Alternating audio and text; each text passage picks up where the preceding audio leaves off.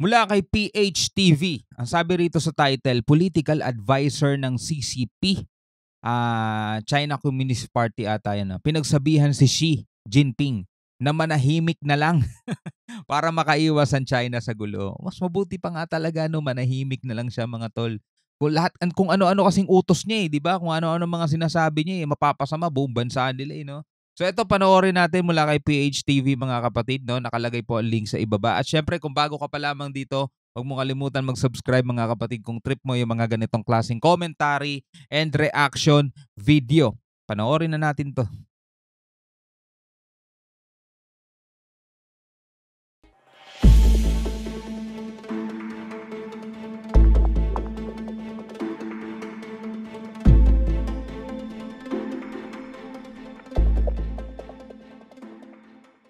Iniulat na isang source na pinagsabihan umano na isang political advisor ng Chinese Communist Party si President Xi Jinping na manahimik na lang muna upang makaiwas ang kanilang bansa sa gulo at tigilan pansamantala ang mga ginagawa nitong provokasyon sa South China Sea. Pinagsabihan ni Wang Huning, ang chairman ng People's Political Consultative Conference ng China, na dapat na manahimik muna si Xi Jinping dahil kapag ginalaw nito ang Pilipinas, siguradong makakatikim ng economic sanction ang kanilang bansa mula sa US government. Matagal na silang binigyan ng sanction Ayon sa report, sinabi umano ni Wang Huning na hindi pa ito ang tamang panahon para gumawa ng hakbang ang China laban sa Pilipinas dahil malakas umano ang ipinapakitang suporta ngayon ng Washington sa Manila. Sinabi naman ng mga eksperto na tinutukoy umano na nasabing CCP advisor ang pinaplanong pag-agaw ng komunistang bansa sa mga teritoryong nasa pagkokontrol ngayon ng Pilipinas sa West Philippine Sea at posible umanong naghihintay lang ang China ng tamang pagkakataon. Iniulat ito matapos nangako ang Chinese Coast Guard na ipagpapatuloy ang mga ginagawa nitong law enforcement activity sa Ayungin Shoal na kung saan patuloy na iginigiit ng CCG na ang lugar ay bahagi ng kanilang tinatawag na Nansha Islands.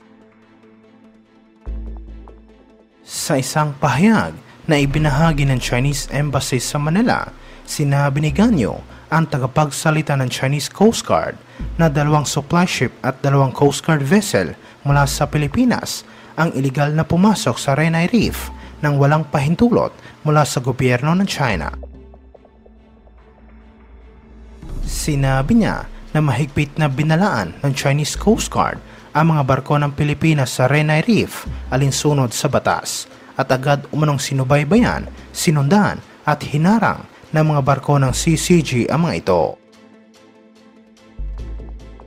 Idinagdag niya na ang China ay mayroong indisputable sovereignty sa Nansha Islands kabilang ang Renai Reef at ang mga kalapit na karagatan nito at mahigpit din nilang tinututulan ang iligal na paghahatid ng mga construction materials ng Pilipinas sa BRP Sierra Madre. Yung sinasabi dati ni Senator Chis Escudero na kailangan na magtayo ng permanent structure dito sa Ayungin Shoal mga tol. Hindi pa natin nababalitaan kung ano ng development nung nung kanyang mungkahe. Pero tayo kasi sang-ayon doon mga tol dahil etong ang BRP Sierra Madre ay hindi na siya ligtas.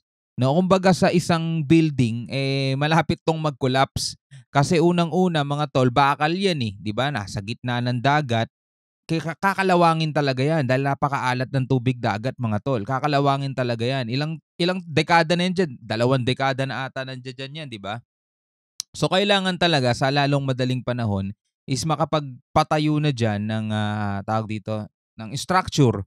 Yun nga lang ang problema. Maihahatid ba natin yan? No? Makakaya ba ng gobyerno ng Pilipinas na mapanindigan yun mga tol? Dahil sa paghahatid nga lang ng supply o ng resupply dito sa mga sundalo dyan at paghahatid ng mga building materials o mga gamit pagkumpune nitong barko, hinaharang na, nagkakaroon na ng tensyon. Diba? So paano kaya natin maisasagawa yon? Pero dito natin masusukat ang tapang ng ating presidente. Dito natin masusukat ang talagang sabihin nating will ng ating gobyerno kung talagang gusto nating ilaban. Dito natin sila masusukat ngayon kung paano nila ipupush yan, mga tol, no? Dito sa dito sa nangyayaring gulo sa West Philippine Sea o yung mga tension sa West Philippine Sea. Wala tayong ibang aasahan ngayon, mga tol, kundi etong gobyerno natin sa ngayon, kasalukuyan. Kasi wala na tayong maaasahan sa nakaraan at hindi natin masisigurado yung susunod na presidente. So kailangan etong pagtatayo ng structure dito ay maisagawa yan sa panahon ngayon, no, sa termino ngayon ni PBBM. Kasi pag hindi mo yan naisagawa ngayon sa panahon ni PBBM, wala ka ng kasiguraduhan kung maitatayo yan sa susunod na administrasyon, mga tol. Illegal na paghahatid ng mga construction materials ng Pilipinas sa BRP Sierra Madre. Sinabi naman ng tagapagsalita ng PCG na si Jay Tariela sa social media na sa huling matagumpay na rotation and resupply mission, isang CCG vessel 21556 ang nagsagawa ng isang mapanganib na maneuver laban sa isang PCG vessel na BRP Sindangan. Lagi naman nilang ginagawa yan, wala namang bago. Dagdag pa niya ng isang barko ng People's Liberation Army Navy na may numerong 630 ay agresibo umunong lumapit sa BRP Sindangan na may layong 0.5 nautical miles lamang malapit sa Ayungin Shoal sa West Philippine Sea. Samantala sa ibang aspeto naman, iniulat na nagbanta umano si US President Joe Biden laban sa pinaplanong paghatak ng China sa BRP Sierra Madre mula sa Ayungin Shoal at sinabi na buburahin niya ang komunistang bansa sa mapa kapag ginalaw nito ang nasabing warship. Sana nga, no? Sana totoo yung report. Binalaan ng US President ang China matapos makakuha ang Estados Unidos ng intelligence report tungkol sa pinaplanong sapilitang paghatak ng Chinese military sa BRP Sierra Madre mula sa Ayungin Shoal. Sinabi naman, yung about sa report na yun, no, mga tol, wala tayong kasiguraduhan doon, hindi natin kinukumpirma yun. Well, binibigyan lang naman natin to ng reaction. So, kung gugustuhin ng China ng hatakin itong BRP Sierra Madre, mababali na lang yan. Mapuputol na lang yan sa gitna. Hindi na nila mahahatak yan kasi malambot na yung mga niyan eh. Yung frame niyan, yung pinakakalansay nung barko, mga tol. Malambot na yon, kinakalawang na yon. Hindi na nila mahahatak yan. Pero kung gusto nila yung hatakin talaga, mga tol, noon pa nila ginawa yan. Hindi rin talaga yan magagawa ng China kasi alam nila yung consequence, no? Paglabag yon sa international law at sa batas ng Pilipinas, mga tol. Kasi talagang tahasan na nilang, alam naman nilang lumalabag sila sa international law eh. Alam nila yon, mga tol. Inaano lang nila yung babaliwala lang nila yon kasi wala namang sumisita sa kanila eh, di ba?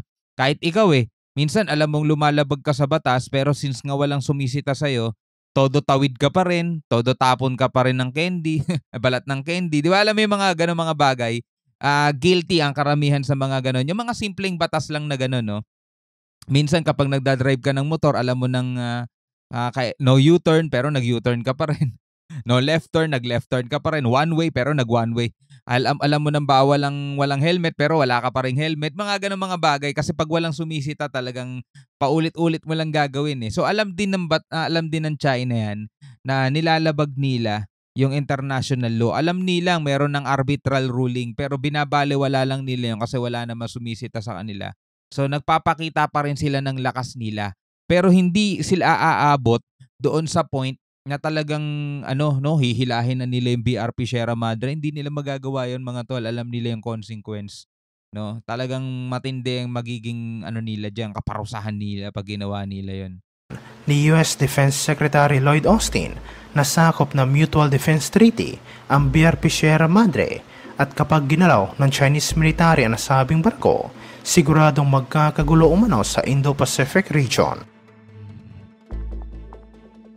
Nangako si Austin na magpapadala sila ng barko sa Ayungin Shoal upang tulungan ang gobyerno ng Pilipinas na bantayan ang BRP Sierra Madre sa gitna ng pagdami umano ng mga Chinese vessels sa nasabing lugar. Iniulat ito matapos inihayag ni Department of National Defense Secretary Gilbert Chodoro na magtatayo ang gobyerno ng karagdagang base para sa militar at civilian agencies upang protektahan ang archipelagic baseline ng bansa.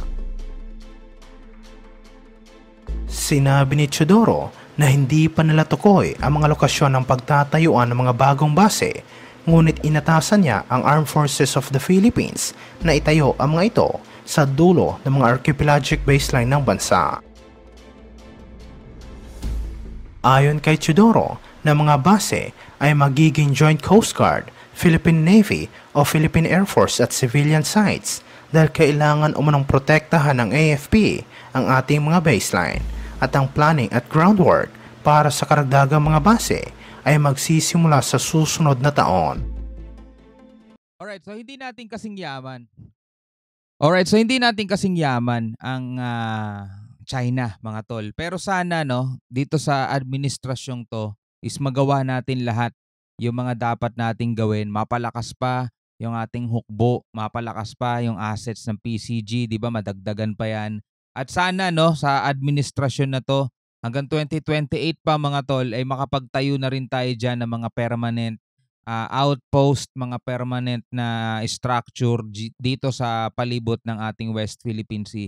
Dito kasi talaga natin makikita na seryoso ang ating pamahalaan dito sa ating ipinaglalaban, mga tol. So dito sa kaso na pinagsabihan daw di umano ng political advisor ng CCP ang si na manahimik na lang, mga tol. Sana nga totoo, pero sa tingin ninyo, mga tol, mananahimik kaya to kung sakasakali nga na may nagpayo sa kanyang ganyan? Syempre hindi. Ano siya tawag dito, kung gusto niya parang matikas talaga siya. Gusto niya ipakita sa buong mundo na ako si Xi, no? Ako ang presidente ng China, matikas ako. Parang ganoon, mga tol, no? Pinoprovoke niya, hinahamon niya lahat, 'di ba? Pati yung mga pati yung mga kasundaluhan niya maangas din lahat. Pero yun nga, darating ang panahon, walang ibang sisisihin ng kanilang mga mamamayan kundi siya lang. Dahil siya nagpatakbo niyan, siya ang dahilan din. Yung pagtaas, baka siya rin ang magandang dahilan ng pagbagsak, no? So tayo, mga Pilipino, dapat talaga magkaisa tayo, no? Maging aware tayo, maging vigilant tayo sa mga kumakalat na news, propaganda na masyadong ginagawang malinis itong China sa kanilang ginagawa. Kitang-kita naman natin, mga tol, kung paano nila tayo minamaliit eh. Kitang-kita naman din natin kung sino mga bansang tumutulong at sumusuporta sa atin eh. Eh dito na lang din natin pagtuunan ng pansin natin yung pagsuporta natin kaysa naman sa bansa na palagi tayong inaapi, di ba? So hanggang dito na lang, mga kapatid. Maraming salamat sa inyong patuloy na pagsuporta. Hanggang sa muli, ako nga pala si Shobaldi. Peace out.